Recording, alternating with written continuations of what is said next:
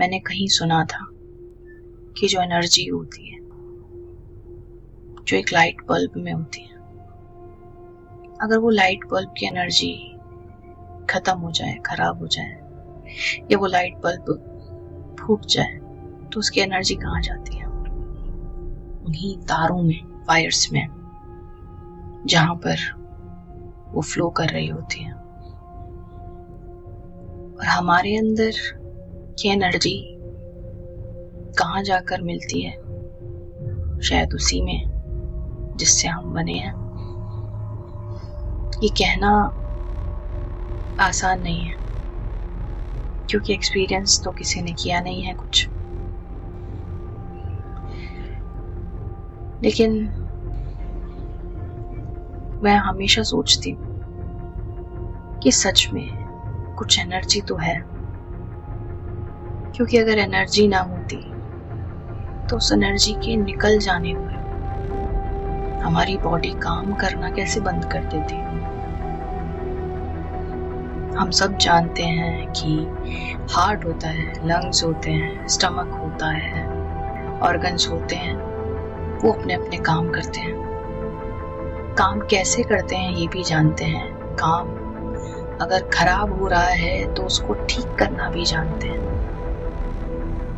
लेकिन वो सब ऑर्गन्स होते हुए भी अगर कोई इंसान मर जाए और हम उसका ऑर्गन चेंज कर दें जो खराब हो गया था या जो फेल हो गया था, उसके बाद भी उसमें लाइफ वापस नहीं आती। तो ऐसी क्या चीज है जो इस बॉडी को चला रही है? हम चलती बॉडी में अगर ऑर्गन्स चेंज करते हैं तो चीजें ठीक हो जाती हैं, बॉडी ठीक से काम करने लगती है, ठीक से चलने लगती है, सब चीजें ठीक हो जाती हैं। लेकिन अगर वही चीज हम किसी बेजान शरीर में डालें तो कुछ भी नहीं होता। It's a waste. ऐसा क्यों होता है? डॉक्टर्स ने इतनी पढ़ाई की है, लेकिन हम सिर्फ चीजों को ठीक करना जानते हैं, वो भी चलते शरीर पर। यानी कि शरीर के अंदर ऐसा कुछ तो होता है जो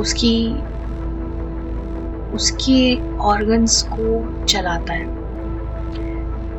वो ऑर्गन्स कैसे चलते हैं ये शायद बता सकते हैं, लेकिन वो ऑर्गन्स क्यों चलते हैं, ऐसी क्या शक्ति है जो उन्हें चलाती है, ये कोई नहीं बता सकता। लोग कहते हैं कि साइंस के पास हर चीज का जवाब होता है, पर मुझे नहीं लगता इस चीज का जवाब है। पता नहीं, हो सकता है कि मैं गलत हूँ, हो सकता है कि सच में इसका जवाब हो उनके पास, लेकिन मुझे नहीं लगता कि इसका कोई सॉलिड प्रूफ वाला जवाब होगा कि ऐसा इसलिए होता है। अगर हो तो मैं उनसे क्षमा मांगती हूँ, लेकिन ये एक अजूबा ही है। मैं तो कभी कभी ये भी सोचती हूँ कि बिग बैंग हुआ, जो कि साइंस के नजरिए से हुआ, और भी चीजें हुई, चीजें बनी, धीरे धीरे बढ़ी, एक्सपेंड हुआ यूनिवर्स, प्लैनेट्स बने, गैलेक्सीज बनी, सूरज बने, सौर मंडल बने, और फिर उसके बाद कुछ ऐसे प्लैनेट्स भी बने। शायद मैं नहीं मानती कि सिर्फ एक पृथ्वी ऐसा प्लैनेट है जिस पर लाइफ है, वैसे और भी प्लैनेट्स होंगे जो हमें नहीं पता। और वो सिचुएशन क्रिएट हुई कि लाइफ उस प्लैनेट पर पैदा हुई। साइंटिस्ट ने ये तो जान लिया कि वो क्या सिचुएशन थी, मगर सिर्फ एक वही सिचुएशन क्यों? इसका जवाब नहीं है शायद। उतनी ही दूरी पर सूरज की, उतना ही एनवायरनमेंट, उतना ही टेम्परेचर, क्लाइमेट, बहुत सारी चीजें हैं जो एक लाइफ को पैदा होने के लिए जरूरी होती हैं। जब ये सब मिल जाते हैं तब कहीं जाकर लाइफ पैदा होती है। और जब लाइफ पैदा होती है,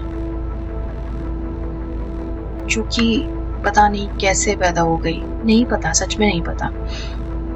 साइंटिस्ट खोज कर रहे हैं, लेकिन मुझे नहीं लगता कि सच में वो सच को जान पाए हैं। कंडीशंस पता कर लिए उन्होंने, लेकिन ऐसा क्यों हो रहा है नहीं पता। और फिर जब ये सब चीजें हो जाती हैं और हम जन्म लेते हैं, ह्यूमंस, मनुष्य, इंसान, तो हम अपने आप को पता नहीं क्या समझने लगते हैं और हम खुद को इस पूरे यूनिवर्स से अलग समझने लगते हैं। हमें लगता है कि ये सब बेकार की चीजें हैं, हम सबसे इम्पोर्टेंट हैं। पृथ्वी तो छोड़ो, प्लैनेट्स तो छोड़ो, ये पूरा यूनिवर्स ही बेकार है, सिर्फ वो ही इम्पोर्टेंट है। इसीलिए तो इंसान यूनिवर्स से खुद को अलग समझता है। इसीलिए तो इंसान एस्ट्रोलॉजी में बिलीव नहीं करता क्योंकि अगर हम एस्ट्रोलॉजी में बिलीव करेंगे तो इसका मतलब है हम उस यूनिवर्स के पार्ट ही हैं। क्योंकि अगर एक प्लैनेट का कनेक्शन दूसरे प्लैनेट से है, अगर एक प्लैनेट के रोटेट होने से दूसरे प्लैनेट को बैलेंस मिलता है, अगर मून अर्थ के आसपास चक्कर लगाता है तो अर्थ को अपने ऑर्बिट में रहने में बैलेंस मिलता है, तो हम भी तो उसी प्लैनेट पे रहते हैं। जब पूरी सृष्टि एक बैलेंस पर आधारित है, वो बैलेंस जो कहीं से नहीं आया, पता नहीं कहां से आया, अ बैलेंस फ्रॉम नोवेयर, अचानक से हम आते हैं और हम खुद को सबसे अलग समझने लगते हैं और खोज करने लगते हैं। जो हमारी सुविधा के हिसाब से चीजें होती हैं उसको मानते हैं, जो हमारी सुविधा के हिसाब से चीजें नहीं होती उसको नहीं मानते।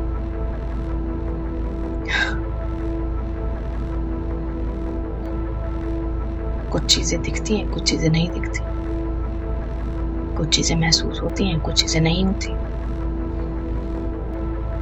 बस हम सब कुछ अपने हिसाब से मानने लगते हैं।